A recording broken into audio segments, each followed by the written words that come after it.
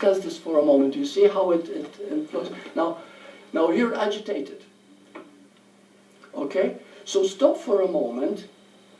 Am I trying to get rid of my agitation? Yes. That's the problem. If you're agitated, take a deep breath and just allow it. See what happens. You'll be surprised. And you might be over it and not even realize it. All of a sudden, it was okay. Are you with me so far? This is very important. Yeah, we you know, after years of doing this work, I still don't, in those moments when I get caught, I don't necessarily remember, you know? Okay, so this is very good, very good. Mm-hmm. We don't remember. Okay, one of the things is that the moment you walk out of here, you don't remember what a word Burt said, okay? Or anybody said, doesn't matter. But that's not important. The important thing is to remember the moment. Always remember the moment. And when you start remembering the moment, you keep yourself present, which is the presence. Always present, moment to moment. You don't have to remember words that you've read in a book or a teacher said. It's to remember the moment as it is. And if it's bothering you, that's okay. Stay with the bother. Don't try to get rid of it. Don't try to fix it. Don't try to do anything with it. Because the moment you do, it eats you up. We know that, right? Did you ever try to get rid of thoughts? And people say, oh my God, it's driving me crazy. How can I stop them? I said, that's why. You're trying to stop it. How can you stop thinking? You know, it can drive you nuts. So therefore, you stay with what is. And the moment you stay with what is, there's a shift. It can't be any other way. Because, like Namjal said, okay, when you are in the moment with whatever is, you for a moment disappear. Because you, the ego, you, cannot live in the moment. Did you know that? You only live past or future. Right now, aren't you listening to Burt? Yeah. There's no ego at the moment. So The moment you're listening. But the moment you think, how shall I phrase this? What shall I say? What shall I ask? The ego comes back. But if you are spontaneous and you say whatever happens in the moment, you allow yourself to, just like a child playing. Did you ever watch a child play? Isn't he beautiful? There's no ego there. You see? We think that the ego exists. You see? And that is the great problem. There is no ego. There never anything existed as an ego. You know, if you study the Course in Miracles, it's that thick. And most of it talks about the ego and the strategies of the ego. And after you read it, sometimes you think that the ego is real. And then you see it's talking about the stories we create with our minds that are created through this so-called ego. Now, when you have agitation, the ego is a story. It's a conditioned by your parents, conditioned by your teachers when you were young, conditioned by your neighbors, conditioned by nationality, tradition, religion, everything else. So that's what an ego is. But in the moment, there is no ego. So the moment you try to get rid of your agitation, you're caught in your ego. Now we got a problem. But if you allow the agitation to be, it is what is happening now. And just be with it. Take a deep breath. And I feel the agitation. Yeah. So what? I'm still here. I am sitting here. I'm in the train or flying or whatever. I'm here. You see, when you're caught in agitation, you didn't even see the beautiful flowers going by. Or in the airplane, you don't see the beautiful scenery in front of you. You missed it now completely. But when you bring everything now, you disappear. There is no ego in the moment. When there's no ego, the agitation, all of a sudden, hey, I was agitated a few moments ago. Now I'm okay. I don't know if I miss all, but my agitation is a form of just needing to not be settled. It's like it's a restlessness. Yes. Restlessness. Yes. Also, what happens? Yes, you're not being here. You're being pulled many ways. This is a conditioned state. You see? Yeah. This is very natural. This is not just you, this is practically everybody. Until you start working with it to come back to our true nature. You see? Yeah, I realize, but it's really strange how sometimes when it's so strong, then I don't pause and do what That's what right. you say to do. So what is necessary is for you to pause. Maybe you should listen to this video over and over and over and over and over again until it becomes a part of your thinking. Then you don't have to think about it anymore. Because when you listen to a video like this, you don't have to remember the words. Something in you says, yeah, how else could it be? It's natural. And the moment you think, the moment you realize it's natural, it is you now. You see? Also what happens, Burt, is that, it goes in waves. I will have one day where I'm very settled, and the next day, it can't settle. And then that'll, and it goes back and forth. It's like this pendulum effect. Yes, yes. And that's quite common, probably. Yeah, and you know why that happens? Because the ego is a pattern. It's an addiction. And it always wants, not only it repeats over and over again what is destructive, but it can't help doing so because that is its nature. Okay? It wants to go back to its comfort zone. And the comfort zone, it is what it is familiar with. And it keeps repeating it over and over and over again. So you cannot stop it. So realize that you cannot stop it because it's all a deception, thinking that you are this ego. But in the moment there is no ego. In the moment you are the moment itself, whatever is happening. No matter what is happening, you are the moment. And the moment you allow the moment to be, there is no you to be this or that. There's only the moment. And the moment is never unhappy. See, the moment is God. Really. So you keep on going over and over and over again until it becomes a natural part of you to be here now. See, once, yeah. I know this sounds a bit crazy, but if you can rest in your restlessness, then you drop. That's the very thing it wants to keep you out of. Because as soon as you rest in your restlessness, it isn't there. That's right. So it will fight like hell to keep you out of restlessness. Because restlessness, It yeah. does, it fights. Yeah. Restlessness is to keep you restless. If you can see it, Right. see it fighting like hell, it hates that. If you see it, Yeah. it doesn't like to be seen. Doesn't like to be seen. Oh, that's a beautiful way to put it. It hates to be It seen. hates to be seen. Yeah, lies and deceptions hate to be seen. But when you say rest, what do you mean? Yes, you're restless and you want to move just like your body said. So instead you go like, I want to move and I'm not going to stop myself. I'm just going to feel what that feels like. So you don't have to act it out. You don't have to even stop acting it out, but you need to pierce it, drop into it. Drop into what that feels like right now before you say, I can't, no, I need to move. Just be exactly with what is happening. It will hate it. It will do anything to jump out of that box.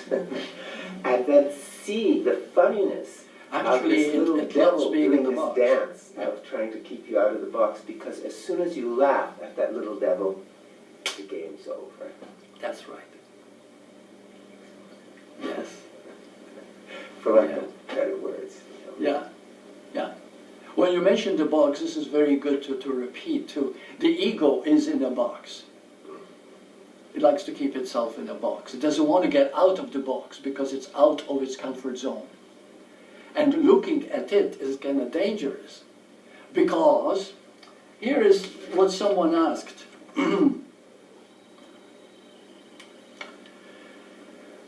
Someone said, I was listening to one man in the internet yesterday, and he said, we would rather be an unhappy somebody than totally happy nobody. It touched me because I noticed it in myself. Letting go of ego seems like a big loss, even though intellectually I understand it is not. I wonder if I should even try to just focus on other things in life and liberation will come if it comes. But ever since I had my Satori moment many years ago, I couldn't forget about it, and I still can't. Now this person had a Satori moment, which meant, of course, that this person has experienced the moment as it is. But if you experience the moment as it is, there is no ego.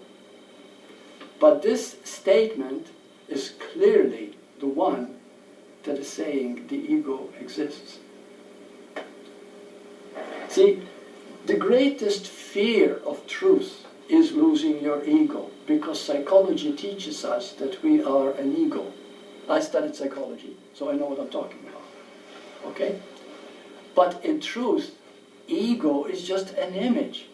Just like in basic psychology, you study to improve your self-image. But hell, it's just an image. It was Asagiola who said, 95% of our energy is spent protecting, defending, and maintaining our self-image. Imagine the energy that we spend to maintain a lie, because it's all imagination. You see? But we're afraid not having that self-image, even though it's a distorted one. Better than nothing, because I don't want to be nothing, I don't want to be nobody, but you are already nobody anyway. You just think you are somebody. You see? But if you allow yourself to be nobody, then you're everybody. You see? And that is the crux of the matter, which is the duality. You see? So it is very scary to be nobody.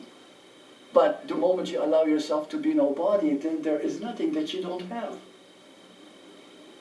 Can we understand? Can we look into that for a moment, please? Because this is very common. Many people ask it on the internet. There would be nothing to react from or react about.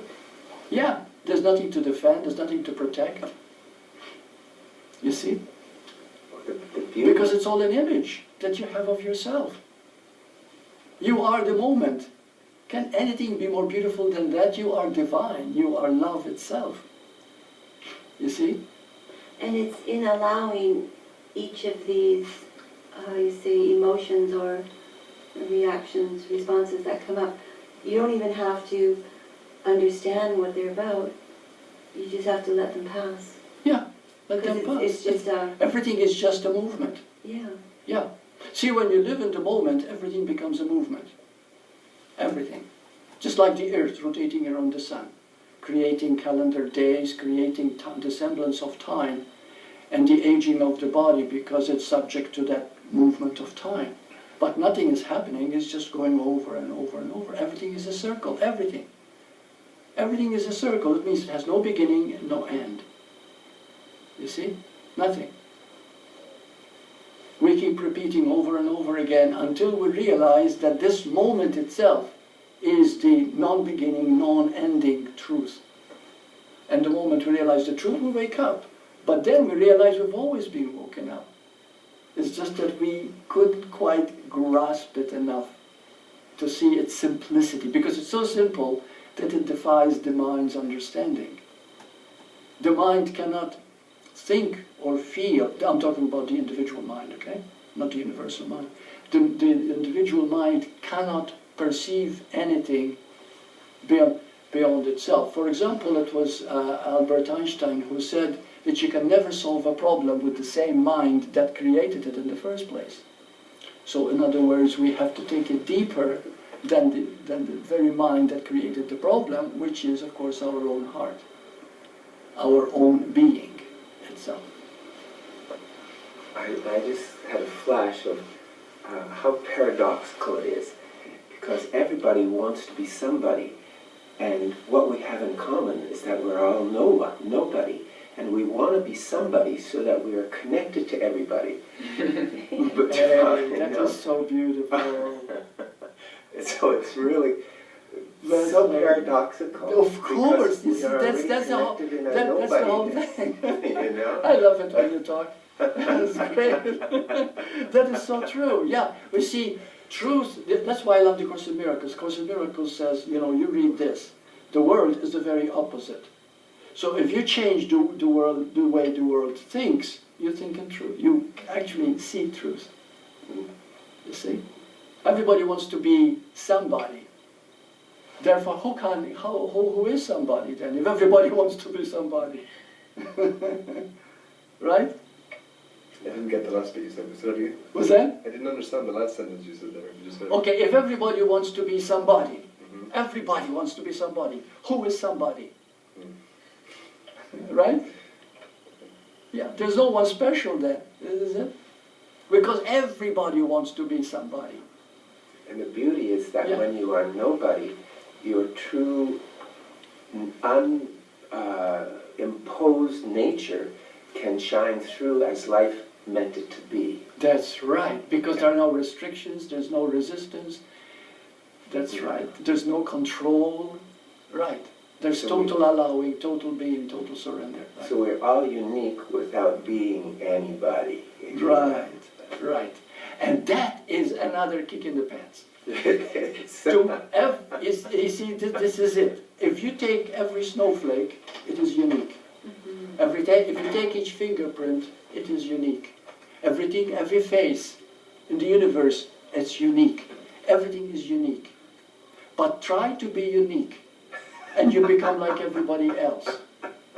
You see? So in other words, when you allow yourself to be who you are, which is nobody, then you become totally unique. Take, for example, the average person. Some of them all think alike, feel alike, look alike, and you can put them in slots as far as character goes. But now think about masters. Bhagavan Ramana Maharshi, Buddha, Jesus, Nisargadatta, they were all unique human beings, Osho. They were all totally unique. Isn't that something? Totally unique. What made them unique? Because they knew they were not anybody. That's another duality. The more you want to be somebody, the more you're going to be nobody. But the moment you allow yourself to be nobody and enjoy it, then you are everybody. And everybody loves you too. You see? Because now you don't have an agenda. You don't have to control people. You don't have to get your own way. You don't have to manipulate others to like you. You see? It doesn't matter anymore. The moment it doesn't matter anymore, everybody loves you. You see? See, this is the whole paradox. So the whole topic today is this: that the moment you discover that there is no willing to face the moment, it's okay. But say it loud to yourself, acknowledge it that you're not willing to face the now. You're not into it. The moment you begin to say that, something in you starts to churn. Something starts to happen. One time I had a man who's a heavy smoker. And this was in my hypnotherapy days. Now I'm doing super sentience instead. So we talked about that he actually wants to keep on smoking. He told me that he wants to give it up. He really didn't. You see? So, but I said, acknowledge the fact that you really don't want to give it up. Anyway, to make a long story short, one day he got up and all desire for smoking was gone. And in the same way, there was a guy here, I don't mention his name just in case you know him and he doesn't want to be mentioned. But this was about 2 years ago. He used to come regularly, and he was an alcoholic. He was a very heavy alcoholic, an alcoholic man. And one day, he acknowledged the fact that he is an alcoholic, that he has all these things. You see, and immediately he was no longer a victim, and he took self-responsibility. One day he got up and all desire for drinking was gone. That's how grace works. This is how the ego drops by itself. That's what awakening is. Awakening is not an episode, it is simply all of a sudden you realize, I am nobody, I am nothing, I'm life, I'm just this moment itself. You see, and anything that has prevented you from living now, which was called alcoholic, which was called addiction to smoking, which was called lying, which was called this, which was called that, drops. It drops because it was never real anyway. You needed it and you grabbed onto it because you wanted some identity. You wanted some familiar ground to make yourself unique. But the moment you dropped your uniqueness, you become really unique by being nobody. Which meant now you've achieved the totality, the wholeness. It's amazing. What's that process that turns lead into gold? What do they call that? Alchemy, thank you. Alchemy, yeah. It's grace too. Alchemy because when you say, I am a liar, you become the truth teller. That's right. And so, lead to gold right there. That's right. Isn't that amazing? Yes, thank you for that. You know, everything you say adds so much. So this is it. This is the whole point. The moment you allow yourself to be true, no matter how many lies you've said, that moment purifies you. That moment is God-given. That moment is forgiveness. The moment you totally acknowledge of how you are, how you normally act, you see, then you're no longer a victim of these things, but now you are free of them, because grace is, that's what grace is. Grace happens without, we can't say, come on grace. Grace is always with us the moment we are in the moment. See? And that's the beauty of unfoldment. I like that word alchemy, incidentally. That's great, yeah. That's what it is. Would you say that it works also then with habits? Yeah. Not just emotions? Yes, yes, with everything that is negative. Anything that makes you unhappy is not natural. Your natural state is happiness. Your natural state is peace. Your natural state is God within. And God is love. God is perfection. That is who you really are. Right now, the second, not when you leave here and start working on it, right now, the second. And if you were to grab it, if you were to touch it, if you were to see it, you see you've achieved what you've always wanted, which is freedom. Because we all want to be free. You see? And that's called awakening. It's just to see that which is so simple that the mind can conceive of it, which is this moment itself.